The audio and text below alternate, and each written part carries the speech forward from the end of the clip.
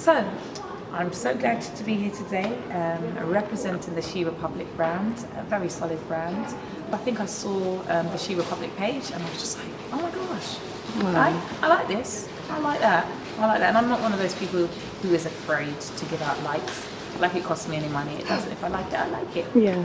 Liked the page, saw lots of really positive messages, things that would inspire me on a daily basis. One of my favourite books of all time, Mallory Blackman's Noughts and Crosses, 100%. I know that we're in a time where you just minimising everything. You don't want books on the shelf or anything like that. However, I have that collection of books. And I'm keeping them so that my daughter, who is nearly 5, can read them as soon as she can read at that level, which will be sooner rather than later. It tells the tale of a young girl and a young boy who have this blossoming adolescent relationship. So it doesn't start off intimately to begin with because they're really young, but as you go through the series of books, their relationship blooms. And what's beautiful about this book is it's written in the reverse in terms of social standing, where black people are the superior and white people are the inferior. So it's a tale of interracial relationship, leadership. It's a tale of community and family interactions. It's just a beautiful series, and it really makes you question yourself. So basically it's all about identity, and I love Excellent. And what do you think that will give your daughter, who's a young woman growing up, or a young girl I should say? What message do you think she'll take from it? My daughter is of mixed parentage, but she was born here. But I think it will give her an insight to the world and people's perceptions, and also help her answer questions about herself before somebody else subjects her to questions where she's not able to answer. So it makes her, I think the book will really make her think for herself. Excellent. So tell us how you describe yourself in 3 words, your body. My body? Yeah. Really simple question, your body in 3 words. I'm going for a huge thought process, trying to sum up the right words. I would say first and foremost, I think slim, but rounded in the right places. Not enough booby, but I can live with that. So slim, yet curvy. Oh, okay, no, I take it back. I would say slim but feminine. And slim, feminine, perfectly imperfect. Oh, I love that. That's wonderful. Yeah.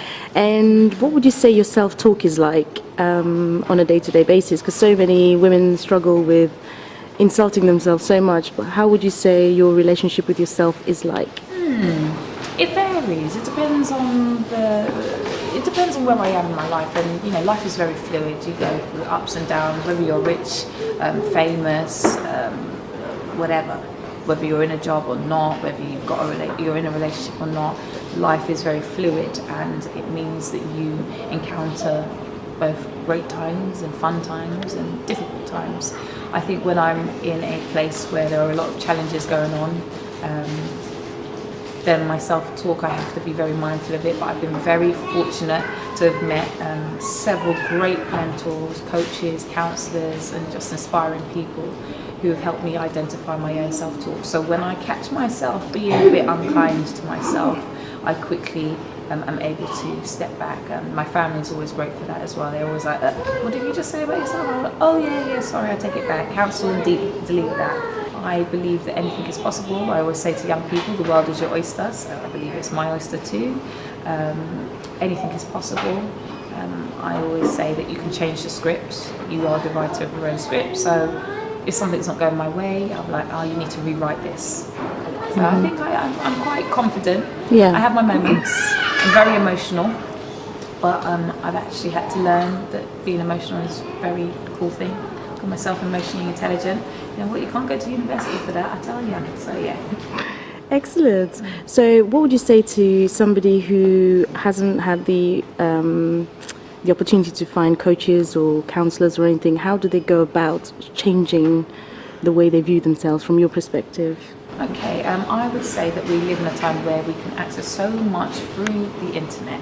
Okay, that is a resource that is readily available to most of us.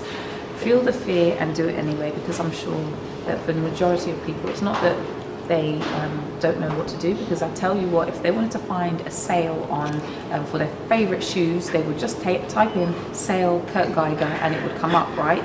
So when it comes to emotional development, type in anything, but how you're feeling at that moment in time, you'll be surprised at what comes up. So feeling sad, need help, I'm telling you, I'm sure I've got an article on there that will come up, but you'll be surprised at what you can find. You'll be surprised at the network, not just who you can find, but also talk to someone. Don't text them, don't WhatsApp them, talk to someone. I always say the difference between non-verbal communication and actually, verbal or oral communications. You can pick up on the tone, you can pick up, someone's speed, their pace. If someone is smiling, say I'm happy, but sounds really down, you're going to be able to explore that a lot quicker. So forget the texting. Like, text can be misconstrued. Anyone can pretend to be who they want to be in text, but definitely speaking to someone. That's what human beings do. This is what we did. This is what we've been doing for ages. So, yeah. Excellent. Oh, sorry, just yes. You said who else is your? Yes. Eric Jerome Dickey. Oh, this looks like a really good section of books. So spend more time in the library. Yes, definitely. Excellent. Can you see how many books are here? Yes. Look, this. I'm a driver. This is my heaven. Talking books. Why do you like talking books? Because I talk a lot, and sometimes it's nice to hear somebody else's voice. But yeah, you're on the go. I know that as a driver, I don't often make enough time when I get home. I'm just rushing about doing other things. But if this is on in the background, you just absorb it. You're driving from A to B, you just absorb it. So what are you listening to now? Are you listening to anything? I'm not listening to an audiobook at the moment. I'm listening to quite a few podcasts. I'm not going to say who they are because I'm doing some research. But yeah, no, podcasts are pretty cool. I do like Joe Rogan. What would I say? It's not necessarily something that people would assume that I listen to. But he's a funny guy, and I like the way that he covers some really interesting topics, but in such a banterous way. Yeah. And people know a lot about me because I'm just really honest. I'm sometimes brutally honest. Maybe people don't know that about me. Sometimes, I don't know, I think people know a lot about me. But then that said, a friend of mine said, no, Claire, people only know what you want them to know about you. So I guess people don't know too much about the fact that I was raised in foster care. People don't know about my family dynamic in terms of my mum, even though she's very African, very Ghanaian, she's also mixed. She's German Swiss. She has 2 siblings who I found for her through social media. Yes, and they're in their 50s. They're whites. Lived in South Africa. Lived out the apartheid. So people don't know about that. What else? People don't know why I've locked my hair. Yes, why have you locked your hair? I've got to write a book. Hey. I just think it's beautiful. I've always thought it's beautiful. I was saying to my sister the other day, you know what? We're going to have to learn some of the lyrics to some reggae tunes, because we're seeing people with locks and they're like, yes, sister, and they're singing the lyrics and we're like, we don't know this song. So how has locking your hair changed your life? Started to meet more conscious men, which is always a good thing. Yeah, guys who are not buying into the whole Instagram selfie pose, 100 pictures just like this with 1,000 likes. Is that your selfie post? That's my selfie pose. Love it. The other thing I'm starting to notice is guys, not just guys, but more conscious people, definitely more conscious people.